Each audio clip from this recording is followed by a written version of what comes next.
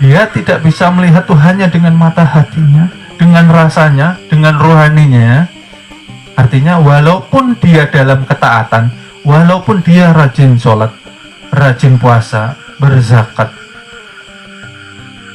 walaupun dia mampu umroh atau menjalankan haji, tapi belum mengenal diri, tidak tahu rahasia keluar masuk napasnya, 24 jam dia bermaksiat. Dan dia akan mendapatkan istidrat. Istidrat itu apa? Pemberian Tuhan yang dibalut dengan kemurkaannya. Karena Tuhan mengabulkan itu ada dua jenis. Yang pertama,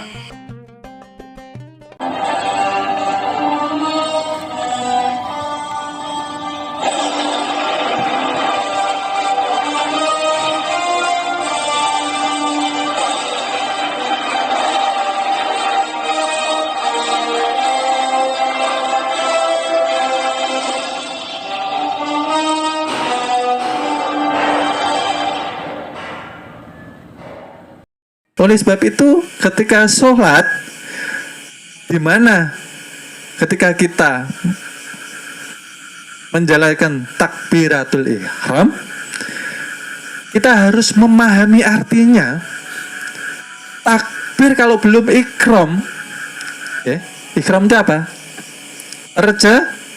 Tercengang, terkagum gak? Kagum. Oleh apa? Sifat kebesaran Tuhan yang sudah mesra meliputi Allah. Ini kalau belum melihat kebesaran Tuhan, batal, ya kah? Allah Akbar. Yang dilihat mana kebesaran Tuhan? Yang sudah meliputi, yang bisa menjadi kita siapa? Allah itu juga. Pahamkah ini? Nah, oleh sebab itu, di sini ketika kita sudah tahu bahwa diri kita ini kenyataannya sudah tidak ada, janganlah kita lupa diri. Kita harus punya adab. Kita belajar di majelis itu, kira-kira setelah keluar dari majelis, kita bisa ndak menjadi pribadi yang baik? Ketika keluar dari majelis, bisa ndak kita mengendalikan dan menguasai 4 sifat yang sifatnya hewan dan setan? Karena percuma. Percuma, dikatakan percuma kenapa? Percuma kalau dia belajar niatnya tidak lillahi ta'ala. Belajar ilmu kalau lillahi ta'ala artinya tidak bermanfaat. Dia belajar ingin dilihat supaya alim. Dia belajar ingin mendapatkan ilmu hanya untuk mendebat. Punya ilmu untuk mendebat orang nanti. Mau berdebat saya nanti biar saya pintar. Nah, punya ilmu ingin diakui orang, itu tidak mendatangkan keberkahan. Kita ini kalau belajar lillahi ta'ala, dapat ilmu pulang diterapkan. Kenapa dikatakan seperti itu? Karena kita datang ke majelis ini, kita sudah mendapatkan hidayah dari Tuhan. Kita bisa datang ke majelis ini, kita sudah mendapatkan kekayaan lebih dari dunia dan seisi. Kenapa dikatakan seperti itu? Karena kita dicintai, karena kita dimuliakan, karena kita diberi hadiah oleh Tuhan, diberi jalan untuk mengenalnya melalui pengenalan diri. Paham gak? Itulah yang dikatakan kita diberi hadiah, yang dikatakan hidayah.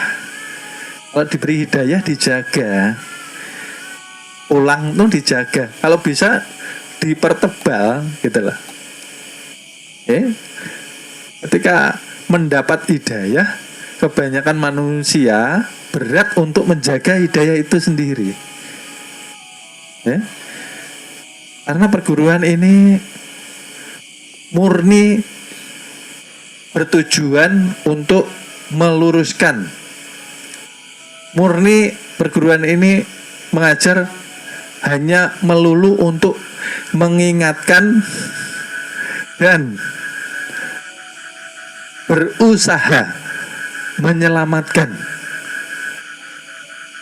umat Islam akhir zaman.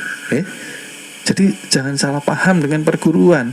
Ketika perguruan menegur, tidak boleh sakit tidak boleh sakit hati. Ketika perguruan meluruskan,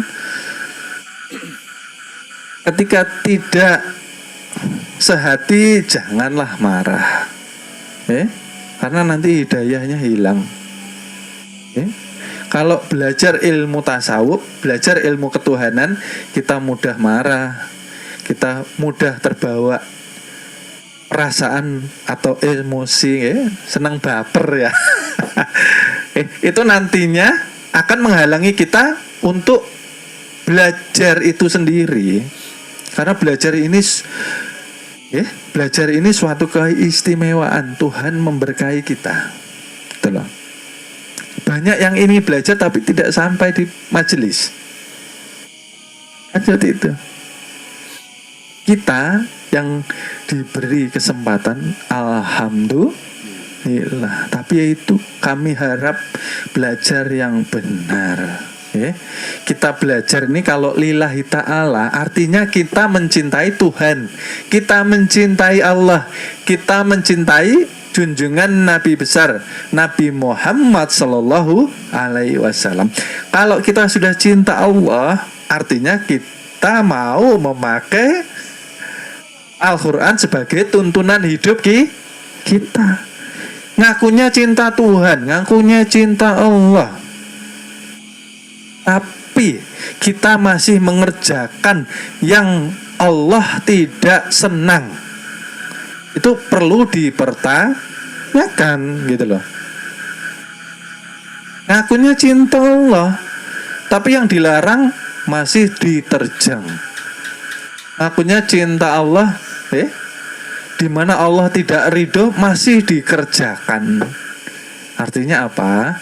Kita masih harus banyak belajar. Artinya iman kita ini masih kerempeng, kurus kering. Belum bisa melawan belenggu nafsu. Kita ini oleh sebab itu disuruh kita jihad. Setelah perang yang terbesar yang dialami Nabi pada masa itu, ketika puasa lagi, perang Badar ya, Rasul sudah mengatakan nanti masih ada lagi perang yang paling besar. Perang apa itu ya Rasulullah, kata sahabat? Memerangi nafsu kalian. Kita diberi senjata, senjatanya mengenal diri, tapi masih belum berani melawan nafsu kita, belum berani menggulung kesenangan-kesenangan nafsu kita. Artinya ketika kita ketakutan berangkat di medan perang, ya jangan berangkat dulu, nanti tewas di medan perang. Berangkatnya, kita kan dikatakan jadilah seorang satria, entah itu laki-laki dan entah itu perempuan. Satria itu yang gagah berani. Gagah berani apa? Melawan kesenangan nafsu yang tidak disenangi Tuhan. Itulah. Maka kita ini tidak punya hak. Kenapa kita masih menuruti kemauan nafsu? Ya kan ini perlu ada yang dikoreksi lagi. Sudah dikatakan, zahir batin milik Tuhan. Zahir batin ini milik Tuhan. Artinya kita sudah tidak berhak berbuat maksiat. Tapi kenapa kita masih tidak taat sama Tuhan? Artinya kita lupa diri. Ketika kita lupa diri, kita kena istidrat. Hati-hati. 24 jam Itu berapa kali napas keluar masuk?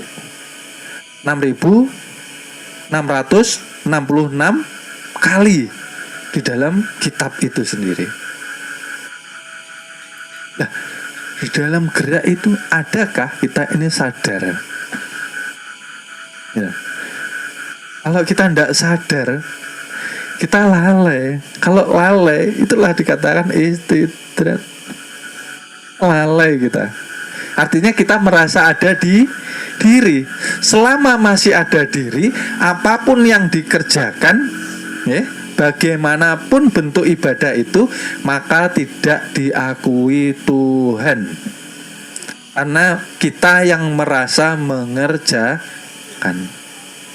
Kan tidak ada ceritanya manusia bisa ibadah tanpa digerakkan diri batin atau jasmani dan rohani.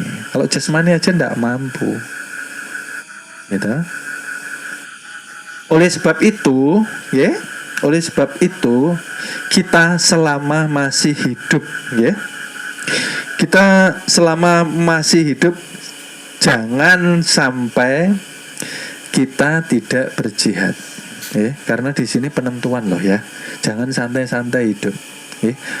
Wajah kita, bentuk badan kita sudah kita rubahkah? Yang terlihat manusia di mata manusia belum tentu terlihat manusia di matanya para waliullah. Karena apa? Itu yang mempengaruhi kecenderungan kita sendiri. Kita cenderung kemana? Kalau diri kita cenderung serakah harta benda dunia, yang dituruti hanya perut dan bawah perut, kesenangannya, artinya wujud kita masih terlihat seperti hewan atau binatang. Ketika kita mempunyai amarah yang meledak-ledak dan kita mempunyai sifat untuk menghancurkan, menyakiti, melukai, mencederai, artinya masih ada sifat syaiton yang ada di dalam diri. Sudahkah itu dikuasai? Bagaimana cara menguasainya? Jangan menuruti kesenangan nafsu 4. Dan kita harus selalu memperbanyak manekung. Manekung itu sholatul daim. Sholatul daim itu terhubung dengan ruh yang nyata keluar masuk menjadi kita harus sering suwung, kita harus sering hening. Itu loh powernya di situ. Ada kebanyakan kita ini selama 24 seringnya akal pikiran, angan-angan kita terkoneksi dengan yang sifatnya materi, yang sifatnya energinya negatif. Akhirnya kita tidak punya integritas untuk memperbaiki diri kita sendiri. Ini penentuan loh. Tuhan memberikan kesempatan, masih hidup, masih sehat, diberi umur, besok tidak tahu. Nah, sekarang detik ini, apakah kita sudah bisa meleburkan kesadaran kita ke dalam ruh, meleburkan kesadaran ruh ke nur, meleburkan kesadaran dari badan ke ruh, ruh ke nur, lalu maka akan lebur kepada kebesaran tuh. Bukankah ruh itu dekat sekali dengan jasad? Betul ya? Bukankah ruh ini sangat dekat dengan jasad? Ruh siapa? Nur. Nur milik Tuhan, artinya kita juga dekat dengan Tuhan. Kita diliputi Tuhan. Tetapi kenapa kita banyak lalainya? Kenapa kita banyak lupanya? Setiap gerak kita lupa bahwa ada yang menggerakkan kita. Ada sumber energi yang menyuplai power kepada kita itu ada. Kita menulis, kita bawa motor, kita bawa mobil, kita menggerakkan apapun, ada yang nyuplai energi itu. Kita lupa yang nyuplai. Gitu. Kita hidup lupa yang menghidupkan. Kita makan lupa yang memberi rezeki. Ya kan? Berarti perlu sering belajar lagi ini. Seperti itu. Kalau seperti itu yang terjadi, artinya kita belum beradab kepada Tuhan, belum beradab kepada Allah Subhanahu wa Ta'ala. Diberi kesehatan untuk maksiat. Nah kan ini perlu dipertanyakan. Keimanan dan keislaman kita diberi kesehatan ini untuk maksiat. Mohon maaf, akan kami lanjut ke episode berikutnya. Terima kasih. Mudah-mudahan kita mendapatkan keberkahan dengan wasilah junjungan Nabi besar Nabi Muhammad Sallallahu Alaihi Wasallam. Mudah-mudahan kita dikumpulkan di surga bersama junjungan Nabi besar kita Nabi Muhammad Sallallahu Alaihi Wasallam. Amin amin ya robbal alamin.